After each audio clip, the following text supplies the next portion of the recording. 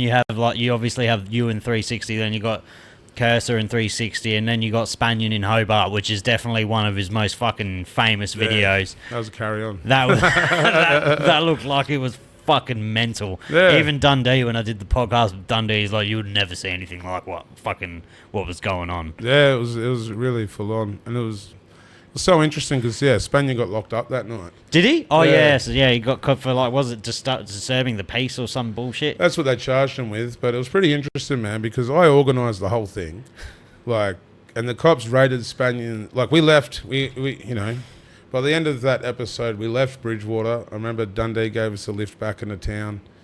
We dropped Spanian off, and I went back to Dundee's house.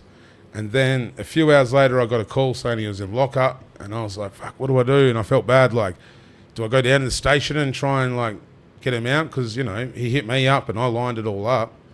And then, one of my mates called me. He's like, I've got a good lawyer for him, boom, boom, boom, and he was out the next morning. And I found out, the cops, like, fucking interrogated him. They went into the hotel. They full SWAT teamed him, you know what I mean? Got him to the station. They went through his phone, and they saw, like, our whole conversation. They let him go the next morning. And, like, the next day, bro, I was walking through Hobart Mall, and I see about, 5 or 6 coppers harassing some teenagers. Like, just, the Eshays in the mall. And the Eshays look at me, and they're like, grills. And I was just like, shit. But then the cops turn around, and they just all look at me and go, Greeley? Like that. And I was just like, cops? Like, it was just fucking weird, man. So I got out of there. I went back to Melbourne a couple of days later, and I even called my lawyer, and I was just like, "Can I get in trouble for this?" And she's like, "I don't think so. Just get back to Melbourne." For doing what? Well, man, so what happened was, when we were in Bridgewater, from what I understand, it started kicking off the burnouts and the lads on the bikes. It was all happening. Everyone was getting real excited, and Spanian was like, "Oh, I really want to record and talk," and we couldn't talk because this was and so we cruised over this hill. And we're on the other side of the hill from the initial landing spot in Bridgewater. And in the landing spot, I think's where, from what I heard, a cop clotheslined a teenager off a motorbike. Oh. And then the teenager's older brother jumped on the cop car, jumped through the window. Cops come, suburb fights back. Apparently at one point there was like 10 kids just throwing rocks as the cops were running away. It was all happening. But we weren't aware of that. We were on the other side of the hill filming the vlog. And then one of the lads had pulled up on their bikes, and they're like, just letting you fellas know, fucking it's kicked off, and they're arresting people on the other side, and the window's been jumped through. And at that point, Spanian and I looked at each other like, fuck. Oh, well, let's send it. And we just started walking down to the middle of Bridgewater in the shopping centre, and it was like, here's the hood Jesus, man. It was like, as we were walking... just parting the seas. Bro, the sun came out and shined on the back of his head, and the cross on the back of his head was illuminating. And, I know a lot of these families, man, from prison, from, like, community work in Tassie. I'm related to half of them, you know what I mean? Like, it's a small place. And everyone was so happy, bro. It was such a blessed day, everyone in those areas that really, they struggle to kind of see a lot of positive perspective sometimes. There's a lot of, crime, drugs, and just generational misery. A lot of the families in those areas are directly just descended from convicts that got sent out 200 years ago and have been stuck in the same generational cycles. So to see Spanian in those areas and to see the kids so happy, the parents so happy. I saw people that had beef with each other for 20 years standing together in the street just because Spanian was in town, bro. That was God. You know what I mean? Like, that's what I see as the definition of it. Not calling Spanian a God, but the more that he allows God to work through him, and he's so vocal in that. I've seen so much transformation in all of it, and I was so blessed in so many ways. So when I looked on Facebook and everyone's like, oh man, I copped it. After that happened, I got to see what every Tom, Dick and Harry thought about me. Everyone that's been nice to me for years. Yeah, Greeley's really a scumbag, this, that. I got to see it all, but it was such a blessing, bro, because the truth will set you free. You know what I mean? Like, I was like, good. Thank you. I wanted to know, It was, real interesting. He seems like he's fucking paving a path at the moment. He is, man. He's fucking walking to the beat of his own drum. He does whatever the fuck he wants. Everything he's touching right now is turning to gold through his hard work. It's God, bro. It's God, man. It's God working through him. And like, this is the thing, bro. When you surrender like that, and in the hardest times, and Spanian's been tested through all this, you know what I mean? Like, he was a hard lad, bro. Like, I had stories about him before he got out, you know what I mean? He was not to be fucked with.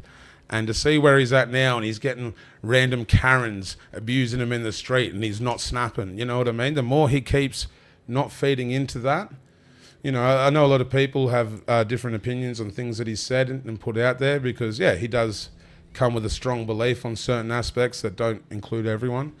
And each to their own, you know, everyone's journey with God or understanding life is entirely up to them, you know. But I see all of it is, you know, for me it's just acceptance, forgiveness and patience and doesn't matter how hard the tests are, just keep making positive contributions to the universe around you. And yes, I see Spanian's whole life as a massive, it just keeps leveling up, bro, you know. And I feel that, through his surrendering and the way that he lets go of the hard shit that comes to him, because fuck, people come for him. The Tassie cops locked him up for a night in dirty old remand in Hobart, and he still got out like, Spanian, what that? You know, like just boom, you know. And the more I see him move with that energy, it helps that he's genuinely a very, very hilarious fucking person as well. Yeah. Like, bro, his series, I can't more remember. I think he was in Thailand, and he accidentally got high.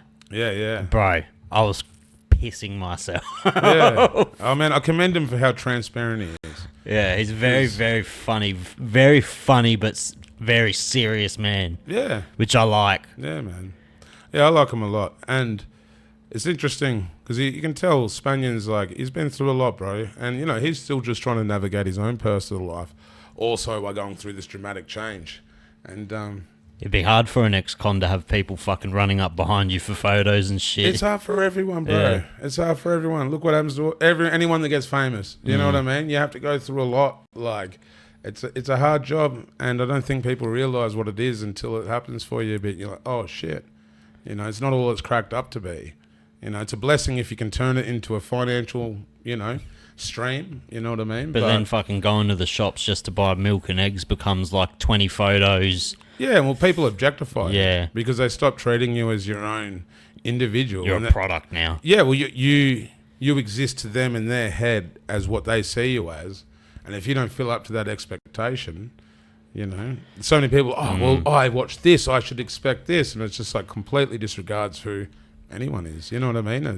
That's why I understand totally when like you see celebrities tell fans to fuck off sometimes. Yeah. Because you know that, like, if you're a like Spanian's still able to go to the shops. If you're a celebrity, like, I wouldn't know what to say. Like, if you're a Hollywood celebrity, like a fucking adored a fucking Brad Pitt, people still know who Brad Pitt is.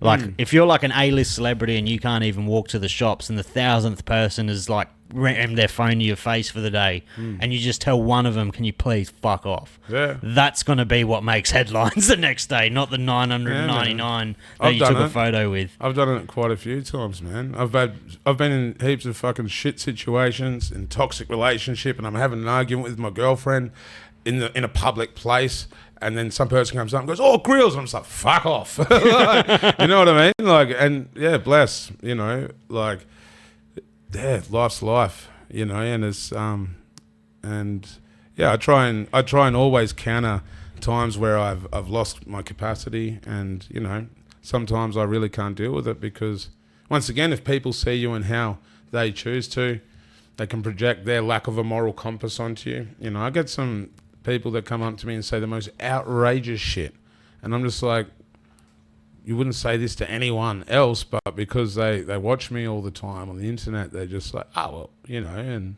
it's just very interesting, bro.